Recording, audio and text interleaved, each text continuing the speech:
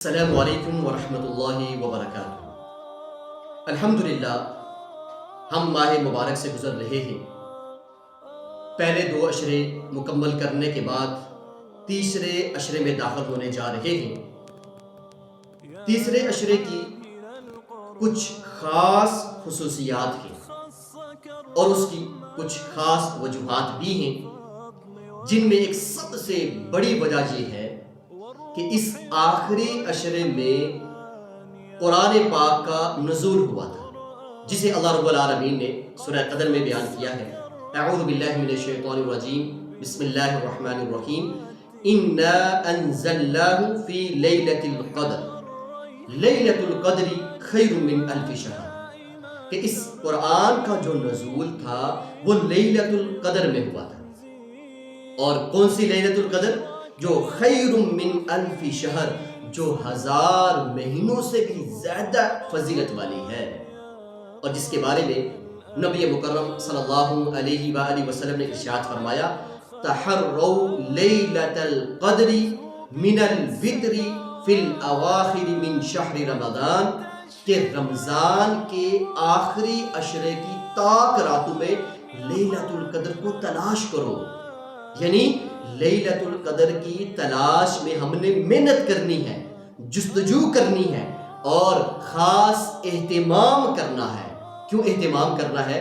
کہ نبی علیہ الصلوۃ والسلام نے کہا کہ من قام لیلۃ القدر ایمانا واحتسابا غفر له ما تقدم من ذنبه، کہ جس نے لیلۃ القدر کو قیام کیا، ایک تو ایمان کی حالت میں اور دوسرا اللہ رب العالمین سے ثواب کی امید رکھتے ہوئے، تو غفر له ما تقدم من ذنبه، تو اس کے گزشتہ سارے گناہ معاف کر دیے جائیں گے۔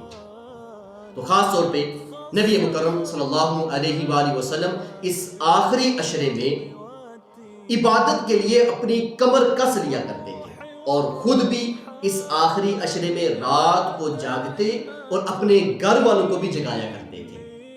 تو اتنی فضیلت ہے اس آخری عشرے کی، جہاں پہ اس ماہ مبارک کی ہم نے بہت سارے فضائل سنے، اور آخری عشرے کی فضائل کے اندر لیلۃ القدر ہے۔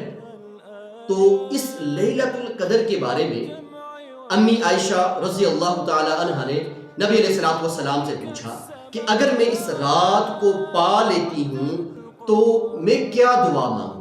تو نبی علیہ الصلوۃ والسلام نے کہا کہ آپ نے یہ دعا مانگنی ہے کہ اللہم انک عفو تحب العفو فاعف عنی، اے اللہ آپ معاف کرنے والے ہیں، معافی کو پسند کرتے ہیں، مجھے آپ معاف کر دیں۔ تو یہ خاص دعا ہے جو ہم نے لیلۃ القدر کی رات کو پڑھنی ہے۔ تو اب جو لیلۃ القدر ہے یہ رمضان کے آخری عشرے کی طاق راتوں میں ہے، اور طاق راتیں کون سی ہوتی ہیں؟ آخری عشرے کی 21ویں، 23ویں، 25ویں، 27ویں اور 29ویں، یعنی ان 5 راتوں میں ہم نے خاص اہتمام کے ساتھ عبادت بھی کرنی ہے، اور اس عبادت کے لیے اپنے آپ کو آج سے ہم نے تیار کرنا ہوگا۔ یعنی اپنے کاموں کی جو روٹین ہے، اپنی باقی جو دیگر مصروفیات ہیں، ان کو ابھی ہم منظم کریں گے، مرتب کریں گے، تو اس رات کو ہم صحیح طرح عبادت کر سکیں گے۔ تو جہاں اس رات کی بہت فضیلت بیان کی جاتی ہے، تو وہاں پہ اس رات کے بارے میں ایک وعید بھی آئی ہے، اور وہ وعید کیا ہے کہ نبی علیہ الصلوۃ والسلام نے ارشاد فرمایا کہ من حرمھا فقد حرم خیر کل، کہ جو شخص اس رات یعنی لیلۃ القدر کی اہمیت سے محروم ہو گیا، یعنی جس نے اس رات کی قدر نہ کی، تو فقد حرم خیر کل، یعنی اس سے ہر طرح کی خیر سے وہ محروم ہو گیا۔ یاد رکھیے گا یہ بڑی خاص وعید ہے، یعنی ہمارے پاس آپشن نہیں ہے، ہمارے پاس صرف ایک ہی آپشن ہے کہ ہم نے آنے والی ان راتوں کی قدر کرنی ہے۔ اگر ہم قدر نہیں کریں گے تو ہم اللہ کی رحمت سے محروم لوگوں کی لسٹ میں بھی جا سکتے ہیں۔